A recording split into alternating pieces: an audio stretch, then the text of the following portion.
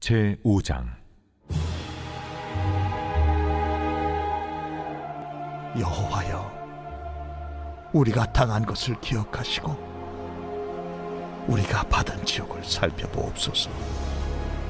우리의 기업이 외인들에게, 우리의 집들도 이방인들에게 돌아갔나이다. 우리는 아버지 없는 고아들이오며 우리의 어머니는 과부들 같으니 우리가 은을 주고 물을 마시며 값을 주고 나무들을 가져오며 우리를 뒤쫓는 자들이 우리의 목을 눌러싸우니 우리가 기진하여 쉴 수 없나이다. 우리가 애굽 사람과 아수르 사람과 악수하고 양식을 얻어 배불리고자 하였나이다. 우리의 조상들은 범죄하고 없어졌으며 우리는 그들의 죄악을 담당하였나이다. 종들이 우리를 지배하며 그들의 손에서 건져낼 자가 없나이다. 광야에는 칼이 있으므로 죽기를 무릅써야 양식을 얻사오니 굶주림의 열기로 말미암아 우리의 피부가 아고기처럼 검으니이다. 대적들이 시온에서 부녀들을, 유다 각 성읍에서 처녀들을 욕보였나이다. 지도자들은 그들의 손에 매달리고 장로들의 얼굴도 존경을 받지 못하나이다. 청년들이 맷돌을 치며 아이들이 나무를 치다가 엎드러지오며 노인들은 다시 성문에 앉지 못하며 청년들은 다시 노래하지 못하나이다. 우리의 마음에는 기쁨이 그쳤고 우리의 춤은 변하여 슬픔이 되어 싸우며 우리의 머리에서는 면류관이 떨어져 싸우니 오호라, 우리의 범죄 때문이니이다. 이러므로 우리의 마음이 피곤하고 이러므로 우리 눈들이 어두우며 시온 산이 황폐하여 여호가 그 안에서 노나이다. 여호와여, 주는 영원히 계시오며 주의 보좌는 대대에 이르나이다. 주께서 어찌하여 우리를 영원히 잊으시오며 우리를 이같이 오래 버리시나이까. 여호와여, 우리를 주께로 돌이키소서. 그리하시면 우리가 주께로 돌아가겠사오니 우리의 날들을 다시 새롭게 하사 옛적 같게 하옵소서. 주께서 우리를 아주 버리셨사오며 우리에게 진노하심이 참으로 크시니이다.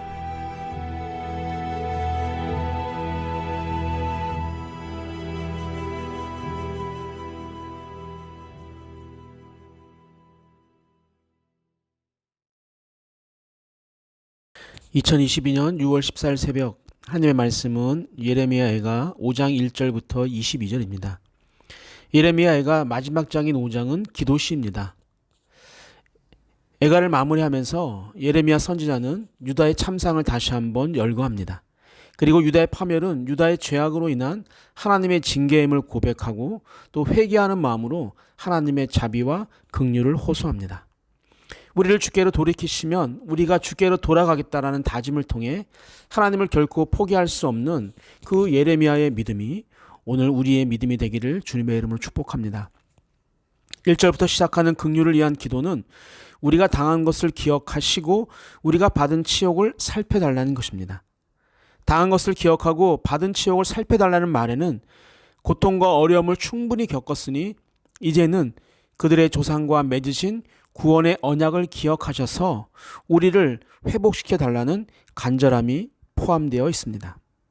2절부터 6절까지는 유다가 바벨론에 의해 멸망함으로 인해 유다 백성이 겪어야 했던 고통에 대해 언급하고 있는데 일일이 유다가 당한 고통을 나열하는 것으로 그치는 것이 아니라 이러한 모든 비극적인 일들이 자신들의 범죄 때문임을 시인하는 신앙적 자각이 전제되어 있다고 볼 수 있습니다.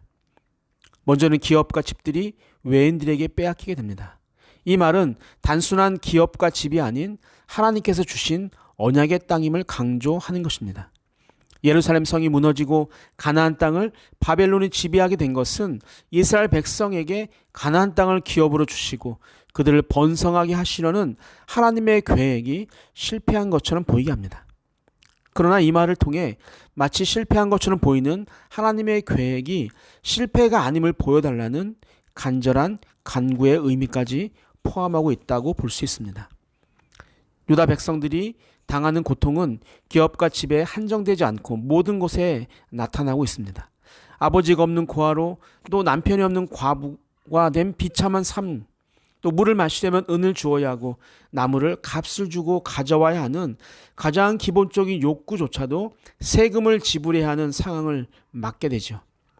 뒤쫓는 자들에 의해서 목이 눌려 기진해서 쉴 수 없는 상황이 되었고, 또 먹을 양식이 없어서 애굽 사람과 아수르 사람들, 즉 강대국들에게 구걸하여 목숨을 유지해야 하는 가련한 처지를 호소합니다.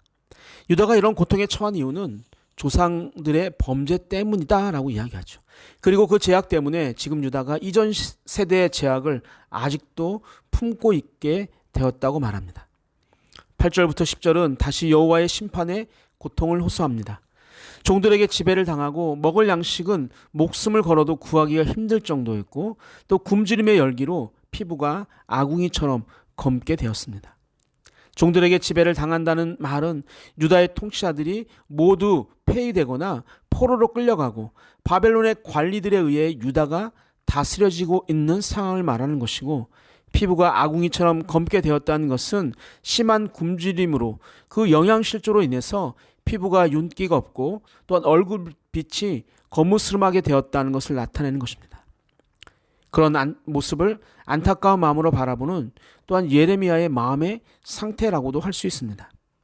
예레미야는 굶주림으로 죽어가는 동족들이 처한 그 처절한 상황을 사실 그대로 기록하므로 하나님께서 그들을 불쌍히 여겨주시고 구원하여 주시기를 간구하고 있습니다.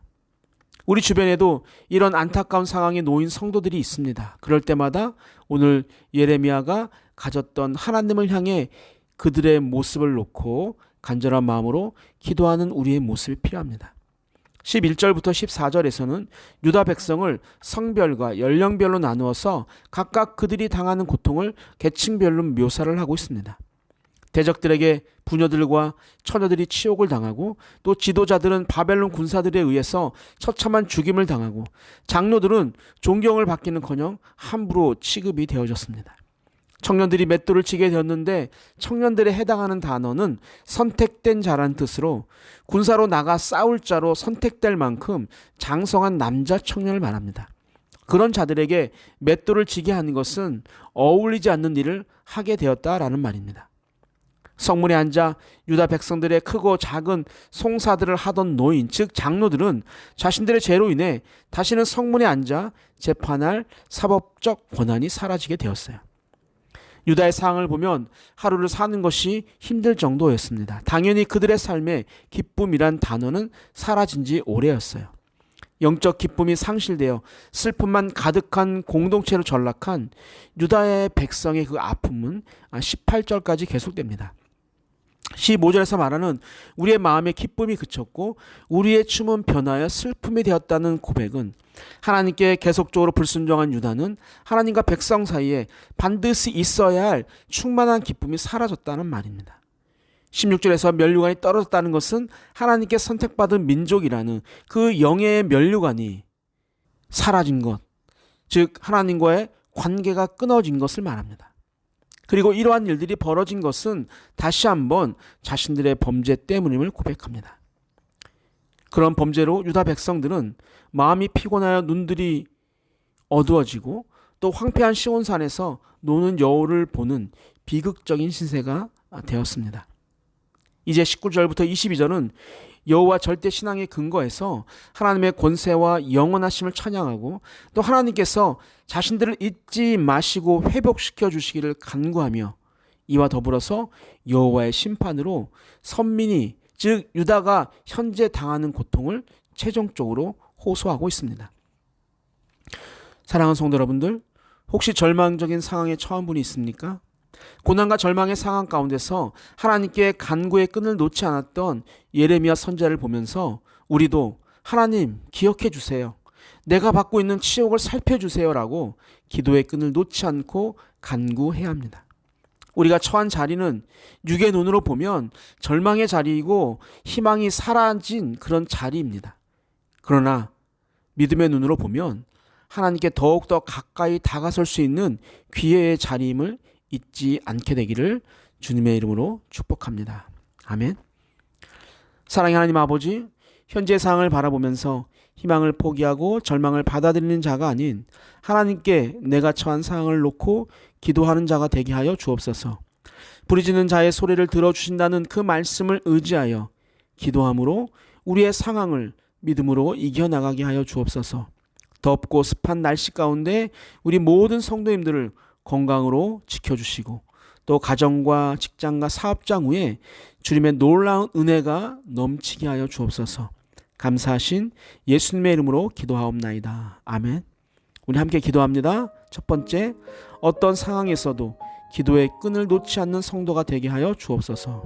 두 번째, 진정한 평안은 우리의 노력이 아닌 하나님을 의지할 때 주어지는 것임을 인정하는 자가 되게 하여 주옵소서. 마지막, 지은 죄를 정직하게 주님 앞에 내려놓고 인정하는 자가 되게 하여 주옵소서. 우리 모두 함께 기도하시겠습니다.